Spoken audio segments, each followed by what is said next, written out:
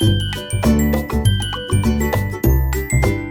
आप सभी का हमारे YouTube चैनल आइडियल देव क्लासेस में स्वागत है। बच्चों, आज हम आपके लिए एडगेट अभ्यास पुस्तिका विषय सामाजिक विज्ञान लेके आए हैं, जो कक्षा 7वीं के लिए। और इस एडगेट अभ्यास पुस्तिका को मध्य प्रदेश राज्य शिक्षा केंद्र भोपाल द्वारा वर्ष 2023-24 के लिए बनाया गया है। और आज हम इस वीडियो के माध्यम से आपको सामाजिक विज्ञान का भाग 3 सामाजिक एवं राजनीतिक जीवन के अध्याय कौन सा आएगा, अध्याय 6 के महत्वपूर्ण प्रश्न बताएंगे। चलिए, अध्याय 6 में क्या है। अध्याय 6 है संचार माध्यमों को समझना। संचार माध्यमों को समझना। तो चलिए अध्याय 6 को देखते हैं। अध्याय 6 में क्या दिया हुआ है, संचार माध्यमों को समझना। इसका पहला प्रश्न क्या दिया हुआ है, प्रश्न नंबर 1। सरकार समाचार पत्र के किसी अंश, फिल्म के किसी दृश्य या गीत को समुदाय तक पहुंचाने से प्रतिबंधित करती है तो इसे कहते हैं। अ नंबर सैटेलाइट, ब नंबर सेंसरशिप, स नंबर संचार और द नंबर इंटरनेट। तो इसका सही आंसर आ जाएगा ब नंबर सेंसरशिप। तो इस प्रकार से बच्चों आपका ये प्रश्न नंबर 1 कंप्लीट होता है। इसके बाद प्रश्न नंबर 2 क्या कह रहा है, मास मीडिया का माध्यम नहीं है। अ नंबर टेलीविज़न, ब नंबर रेडियो, स नंबर इंटरनेट और द नंबर टाइपराइटर। तो इसका सही आंसर आ जाएगा द नंबर टाइपराइटर। ये मास मीडिया का साधन नहीं है। इसके बाद नेक्स्ट प्रश्न है प्रश्न नंबर 3। व्यक्ति को रातों रात प्रसिद्धि प्राप्त कराने में प्रमुख भूमिका होती है। ए नंबर यातायात साधन, बी नंबर संचार साधन, स नंबर भू संसाधन और द नंबर कृषि साधन। तो इसका सही आंसर आ जाएगा ब नंबर संचार साधन। तो इस प्रकार से आपका प्रश्न नंबर 3, प्रश्न नंबर 2 और प्रश्न नंबर 1 कंप्लीट होता है। इसके बाद नेक्स्ट प्रश्न आता है आपका प्रश्न नंबर 4। प्रश्न नंबर 4 क्या कह रहा है, वर्तमान में संचार के प्रमुख साधन कौन कौन से हैं, उनके नाम लिखिए। तो आप उत्तर में क्या बताएंगे, उत्तर बताएंगे वर्तमान में संचार के प्रमुख साधन रेडियो टीवी, इंटरनेट, अखबार, टेलीफोन, कंप्यूटर आदि हैं। इस प्रकार से आपका प्रश्न नंबर 4 यहाँ पे कंप्लीट होता है। इसके बाद नेक्स्ट प्रश्न आएगा आपका प्रश्न नंबर 5। प्रश्न नंबर 5 क्या कह रहा है, मीडिया किसे कहा जाता है। प्रश्न नंबर 5 क्या है, मीडिया किसे कहा जाता है। तो आप उत्तर बताएंगे रेडियो टीवी, अखबार, इंटरनेट और संचार के अन्य साधनों के लिए प्रयोग में लाया जाने वाला शब्द मीडिया कहलाता है। इस प्रकार बच्चों आपका ये प्रश्न नंबर 5 कंप्लीट होता है। इसके बाद नेक्स्ट प्रश्न आता है आपका प्रश्न नंबर 6। प्रश्न नंबर 6 क्या है, चलिए प्रश्न नंबर 6 को देखते हैं। प्रश्न नंबर 6 है, जनसंचार के साधनों से हमारे जीवन में क्या परिवर्तन आए हैं। तो उत्तर में लिखेंगे, उत्तर है हमारे रोज़मर्रा के जीवन में जनसंचार के साधनों की अहम भूमिका हो गई है। उनके बिना हम आज आधुनिक जीवन की कल्पना भी नहीं कर सकते। वे हमारे लिए न सिर्फ सूचना के माध्यम है, बल्कि वे हमारे जागरूक करने में अग्रणी भूमिका निभा रहे हैं। तो इस प्रकार से आप प्रश्न नंबर 6 का उत्तर कंप्लीट कर सकते हैं। इसके बाद आपका प्रश्न नंबर 7। प्रश्न नंबर 7 क्या है, जनसंचार माध्यमों से धन किस प्रकार कमाया जाता है। तो आप उत्तर बताएंगे, जनसंचार माध्यमों से विभिन्न वस्तुओं का विज्ञापन दिखाकर धन कमाया जाता है, जैसे कारें, चॉकलेट, कपड़े, मोबाइल फ़ोन आदि जनसंचार माध्यमों से धन कमाया जाता है। इस प्रकार से आपका प्रश्न नंबर 7 कंप्लीट होता है। इसके बाद नेक्स्ट प्रश्न आएगा आपका प्रश्न नंबर 8।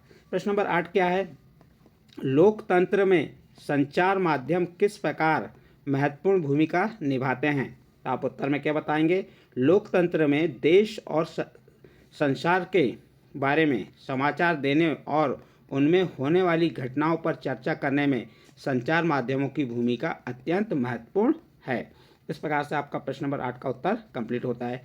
इसके बाद नेक्स्ट प्रश्न है आपका प्रश्न नंबर 9। लोकतंत्र में स्वतंत्र संचार माध्यम का होना क्यों आवश्यक है। आप उत्तर बताएंगे, संतुलित रिपोर्ट लिख पाना संचार माध्यमों के स्वतंत्र होने पर निर्भर करता है। स्वतंत्र संचार माध्यमों से तात्पर्य है कि उनके द्वारा दिए जाने वाले समाचारों को कोई भी नियंत्रित या प्रभावित ना करे। इस प्रकार से बच्चों आपका प्रश्न नंबर 9 भी कंप्लीट होता है। इसके बाद नेक्स्ट प्रश्न आता है आपका प्रश्न नंबर 10। प्रश्न नंबर 10 क्या है, दूरदर्शन पर दिखाए जाने वाले कार्यक्रम हमारे जीवन को किस प्रकार प्रभावित करते हैं। प्रश्न क्या है आपका, दूरदर्शन पर दिखाए जाने वाले कार्यक्रम हमारे जीवन को किस प्रकार प्रभावित करते हैं? तो आप उत्तर बताएंगे। उत्तर क्या है?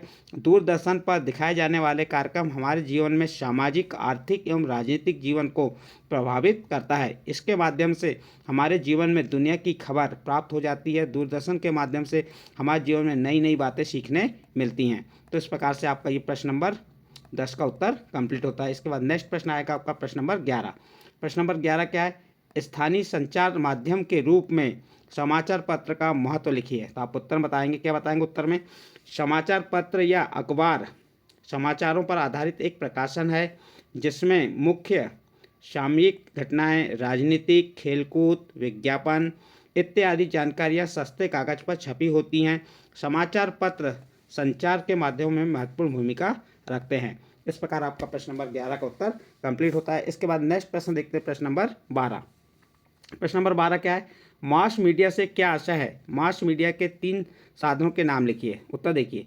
टीवी, रेडियो और अखबार संचार माध्यमों के ऐसे रूप हैं जिनकी पहुंच लाखों लोगों तक है, देश और विदेश के जन समूह तक है, इसलिए इन्हें जनसंचार माध्यम या मास मीडिया कहते हैं। इस प्रकार बच्चों आपका यहाँ पे प्रश्न नंबर कौन सा कंप्लीट हो गया? 12 का उत्तर कंप्लीट होता है। इसके बाद नेक्स्ट प्रश्न आता है आपका प्रश्न नंबर 13। प्रश्न नंबर 13 क्या है?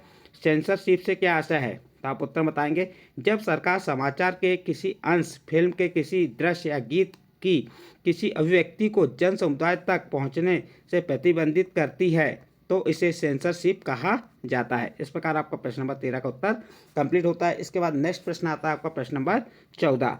समाचार पत्र या किसी पत्रिका में प्रकाशित किए जाने वाले जनहित संबंधी विज्ञापन का प्रारूप तैयार कीजिए। देखिए बच्चों, यहाँ पे समाचार पत्र या किसी पत्रिका में प्रकाशित किए जाने वाले जनहित संबंधी विज्ञापन को आपको यहाँ तैयार करके लिखना। आप अपने आधार पर लिख सकते हैं। जैसे मैंने एक विज्ञापन यहाँ तैयार किया हूँ, किसके संबंध में? जनहित संबंधी विज्ञापन है।